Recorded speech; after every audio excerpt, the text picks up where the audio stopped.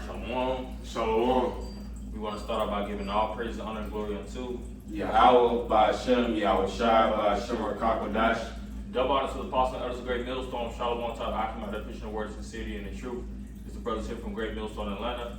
And we just want to do a lesson in regards, it's going to be titled as such as Know Thyself. And you can get that in Corinthians where it speaks about, know it's not thyself, lest thou be a reprobate. But in this walk, it's an individual walk that each and every one of us has to carry. Of course, we're collectively come together as a camp to teach and to prophesy and uplift this truth, speak about the wisdom, knowledge, and understanding of the Lord to bring about the great cloud of witnesses as it is written, but in the meantime, majority of your walk is in isolation. You may have a woman, you may have a kid, children, you might have certain friends and peers, you have your work life and things of that nature. But you do all these different things as an individual within this walk. So you have to deal with your struggles, your mental, the stress, the isolation at times. But you have to know how to balance things. Because certain things to one brother might be I just use it for a lack of a better term, but as a trigger for someone else. You might be going through certain things and, you see how certain jakes might act within your city environment or the how these women act, the mentality of these people, and they might come out very forthcoming and disrespectful and proud. But you have to know yourself within this walk so that you don't get caught up within the melee of bullshit. For lack of a better term, or shenanigans, or whatever type of energy that these people present, because the scriptures speak about us being in the valley of the shadow of death. So the elements of this world works against the righteous. That's why on a daily you might feel like you're attacked. It might feel like it's a negative cloud that may follow you. These different vibrations that might be trying to, press upon your soul. Which it starts in the, really initially in the mind to try to condemn you and, bring you into damnation. But these are all negative forces that have been pushed and propagated within this, within Babylon the Great to try us and test us. Because the scriptures speak about how gold is tried in the fire. So where does the trying come from? The trying comes from the elements. Gold is battle tested through the element of heat, which heat in today's time, and relative in the scriptures, it reflects onto adversity.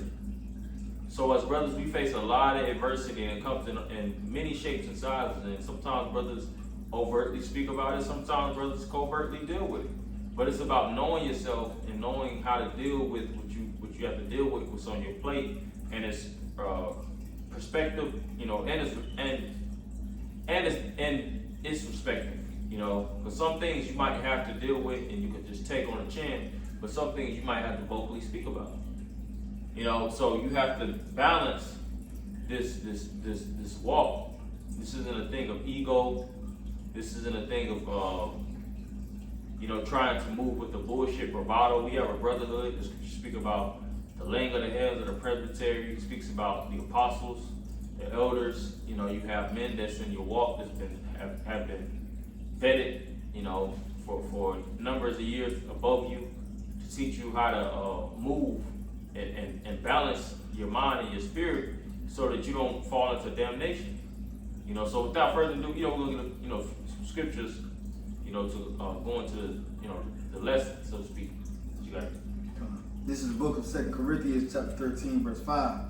Examine yourselves whether ye be in the faith. Prove your own selves. Know ye not your own selves? how that Yahushua HaMashiach is in you, except ye be reprobates. Mm-hmm. Yeah, so the Apostle Paul spoke about it, and he spoke to the church of Corinth about that. And historically, Corinth was known as a wild church. That's why Corinthians got 2 letters. And they spoke highly about fornication, because Corinth was pretty much a realm in Greece. It's called Corinth, Greece. So, or was it Corinth, Italy? But Corinth was a very, very wild. It was known through a very, very highly illustrious, adulterous, highly left-hand vibrant city. Yeah, Corinth, Greece. Corinth, Greece, yeah. So Corinth would be kind of like modern-day Atlanta, And the Apostle Paul just, told them to examine themselves, meaning to give a high analysis of yourself within this faith. And that's something that each and every one of us have to individually hone in on. This is a walk of humility where you see, like, man, you know what? I gotta check myself. If not, the brother next to me is gonna check me. And, if you slip, that's what the brothers is for. To check you and to make sure, that you walk in walking wholesome within the doctrine. That's where you have the word shamar. Shamar in the Hebrew is to watch or to keep, or to guard. Like speak about and Habakkuk to be upon our watch. If I'm not mistaken, the Hebrew word is shamar. So we watch and guard over each other, and you have elders, brothers that's bishops that oversee the church, so that we don't get caught by the devil, man. Because this is a game where Satan is playing for keeps and the Most High is playing for keeps. Going back to the book of Job, even Satan came to the Most High to place certain bets upon the souls of the elect. So Satan, through his intentions, he had a vehement belief that he can pull down and cast down some of the ones that's of the fold. But the scriptures speak about that. Yahweh said that the ones that's in my hand you can't pull away. Now we deal with these things within the flesh. That's the higher opposition of it. Because we don't know if we're of the elect or not. That's why apostles always speak about we call ourselves the hopeful elect. We're prisoners of hope. But in the chambers of our thoughts and what we deal with, that's why I wanted to actually title this as such to how did I say it? Know thyself.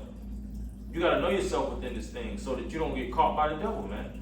Because the devil knows what tune to play within the heart of the ones that have these sensible desires, these adverse lusts, And it's like, all right, I got him, because that's his weak point. Satan couldn't catch Yahushua because Yahushua had no weak points. Even when he fasted and he was at his lowest, the desire of this world and the goodies that came with it, the Lord didn't truly desire that if it was for adverse means. He wanted organically, through the spirit and power for the Most High to deem him as such, to actually it be given him. That's why he's the only begotten son, because heir to the throne, you get given these things. You don't have to get it through corrupt means or trickery and bribes. If you're heir to the throne, you wait for the time that the king appoints, or the nobles appoint you to receive that which has already been rightfully given unto you. It is just in due time. The scripture says, "Kings shall eat in due season." And that's the thing too. In these times now, we see a lot of our people selling out for the bag, fame, notoriety, which comes with these women and luxuries and the materials and things of that nature. And Satan is trying to pull some of the elect out of there. But we have to stay grounded, as Paul spoke about in the book of Colossians, so that we don't get caught by Like the scripture speak about the hand of the fowler. But you got it. This is the book of 2 Corinthians chapter 13, verse 5. Examine yourselves whether ye be in the faith. Prove your own selves. Know ye not your own selves, how that Yahushua HaMashiach is in you, except ye be reprobates? Yeah, so the scripture says to prove yourself, man. You know? So it's certain things where time is the ultimate tester. And you have to build with the times, you know? Through the Spirit. No matter what you go through, no matter how hard things get, you have to pray. You speak about fasting. You know, these things are a necessity for our elevation. You know, because some people they succumb. They'll succumb to the things of the world, and next thing you know, they'll lose themselves and they fall themselves within the pits of darkness, man. You know, it's like a boat that's just empty sailing, man. Seeing where it settles and just making adjustments.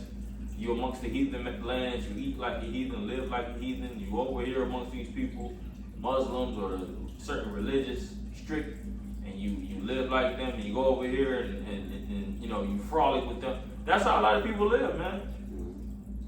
But they don't have a true identity of self. That's why the scriptures liken us up to heathens, because the word heathen means to be a country dweller. Our people will go country to country, state to state, and we would adapt and adopt the laws, and we became orphans unto the Most High. You know, to the point where you tell them they're the sons of the Most High, they're princes of the power, and they look at you like you got 3 heads. They hear everything that in the world, and they're willing to put that within the pocket of their life. But when we tell them that they actually are biblically the sons and daughters of the Most High, that's when they put a stop sign, you know. Because they don't know going back to the know-thyself, they don't know themselves. The scripture says that the ox knoweth not, the ox knoweth his owner, and the ass his master's crib, but my people do not know. You know? Going back to the trigger, they get triggered by the words of the truth. You know? But us, we know who the Most High is. We know who his only begotten Son is. We know who we are. We know about the prophecy of America. We know who the so-called white man is. We have the picture painted perfectly. We just have to operate and stay within the core of this thing, man. You know, not be soon shaken as it is written. You know, not be as the Apostle Ricard we use the term a lot, disenchanted. Because you got certain guys who's getting disenchanted, man. But you got it's a little bit more than that, or That was it. we'll get those other two, you know, we ain't too long. In the book of Sirach, it said, Yeah. Okay, I got that one. This is the book of Sirach. Matter of fact, let me put that scripture. This is the book of Ecclesiastes, chapter 37, verse 27. It says, "My son, prove thy soul in thy life, and see what is evil for it, and give not that unto it." Yeah, my son, prove that which is evil upon thy life, and see what is evil upon it, which is speak about bad times, and give not thy soul what unto it. Because there's certain things that can recommend. You know, hell, let's deal with alcohol. Sometimes you as a brother that may drink, you might drink in moderation, and you might be just feeling good, and you might lay out or watch a movie or study. You might have another man drink alcohol, and he turn into a fucking raging maniac, man. You know, and that's just the honest truth. Now he ready to, you know, get carnal, talking real reckless, and you looking at him like, yo, we drinking the exact same thing, but you just can't. We say you can't hold your liquor, but then you get proud. No, I can't hold my liquor. Nah, it's not working in your favor, man.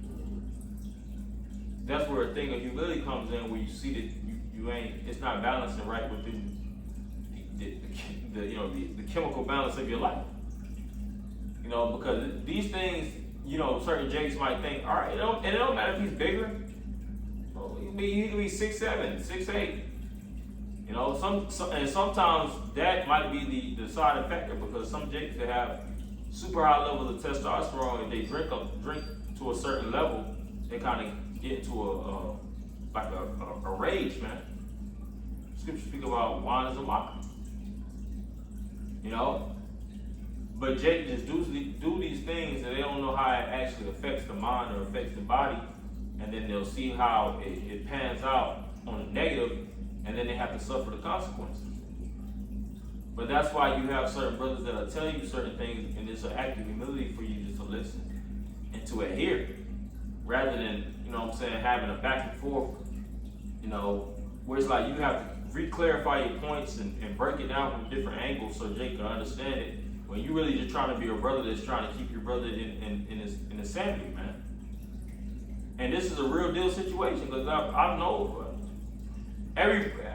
as far as us being men, especially men within our, you know, look at latter ages, you've been around certain people that don't know how to hold their alcohol, man. You know, in certain environments, and they black out. The scriptures speak about it in the book of Proverbs. That's a historical thing that happens amongst men that drink. You know, they call it a tolerance level, man.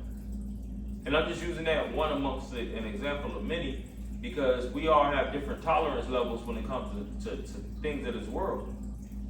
Some brothers have a short tolerance when it comes to women. That's why it's best for certain brothers not to have too many women, man. You know, Jake damn near loses his fucking whole top over, you know, shit these women do. You might have another brother just, you know how to just deal accordingly. That's what Sirach is speaking about, you know. In regards to such, if it's evil upon thee, don't even entertain it. Don't, you know what I'm saying? Don't give over your mind unto it. Just stay upon that which is clean. You can't never get dirty keeping your hands clean. You know, staying and you know, basking within the doctrine, and, you know, doing that thing which is holy. Scripture says, whatsoever thing is holy, whatsoever thing is just, you know, set thy heart upon these. That's really our rest haven. That's our nest.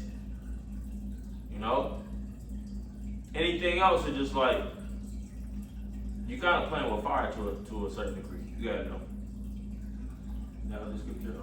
This is the book of Ecclesiastes 13, verse 13. It says, observe and take good heed, for thou walkest in peril of thy overthrow. Mm-hmm. Observe and take good heed, for thou walkest in peril of thy overthrow. You know, and that's a so-called black men, Latino men, as well as Native American men. You know, we're in peril of our overthrow, man. This man has instrumentally created a system that strickens us for being men. You know, this is a actual, it's like a biological, I'm just using that for lack of a better term, resistance to manhood. You know, if you really want to be a high-powered, true Israelite man, then it comes with punishment in this society, man. You know, that's why you have to be, you know what I'm saying, low-key, you know, not really be overly expressive of who you are and what you represent.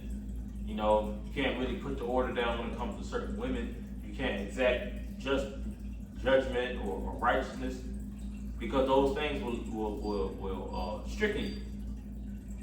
So you have to kind of, to a certain degree, play a certain role. You have to be a hypocrite in this society. Mm-hmm. You know, Shakespeare said it best, that the world is a stage and the people are, and we are merely actors.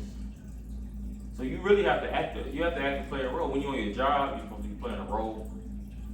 You know, when you do certain things within this world, you're really supposed to be playing a role, man. Now, don't get it wrong. There might be certain personality traits that you might possess in these different, you know, dynamics. But nonetheless, it's a character role that you put out, because if certain people will say certain things that you don't agree with, you're not supposed to be objective. You know, might be a woman. You might have a woman boss. If she might say certain shit, that don't mean you just initially dismiss it. Oh man, that's a fucking woman saying that. Fuck that. You know. Well, at the end of the day, you have to, take heed. Because you being objective and trying to be defiant, that can lead you, that's evil upon you. Mm-hmm. That's not working in your best interest to be, in that regard. That's what I'm saying. Everything is case by case. You might have a female judge that you might be dealing with a situation with. Oh, that's a woman. I don't gotta listen to her. You just get up and just walk out of the fucking court. What they call it that? It's not exempt from, but it's a term. You do some shit like that, your ass you gonna face the penalties. You got certain rappers, celebrities that had court cases for millions of dollars, and they just decided not to go. You know what they did? They ruled in favor of the women. Because he thought that he was better, you know what I'm saying? Like, you could just not go, all right, it's an $8 million case, you just not gonna show up. What are you gonna, oh, he's not here, so we can't, nah, all right, boom, we're gonna give the gavel.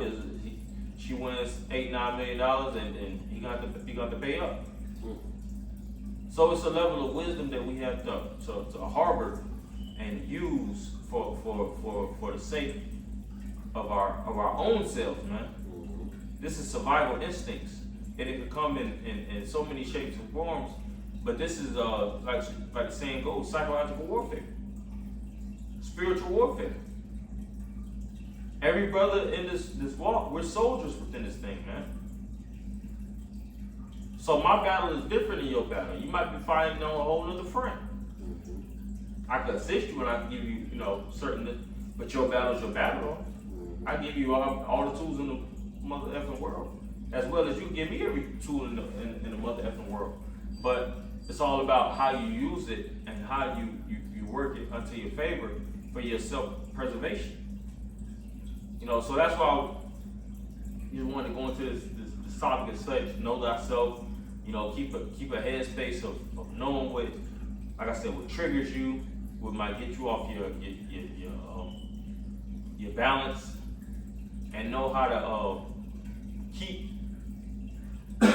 keep a good rapport within your mind or in your spirit with yourself and with the Most High, so that you can preserve yourself until the end. Because as it is written, he that endureth unto the end, the same shall be saved. So it's about making it to the end at the end of the day. You can be tired, you can be gasping, shit, even with running. I don't know for the brothers that run, when you get to a certain point, you be wanting to quit. It's mental.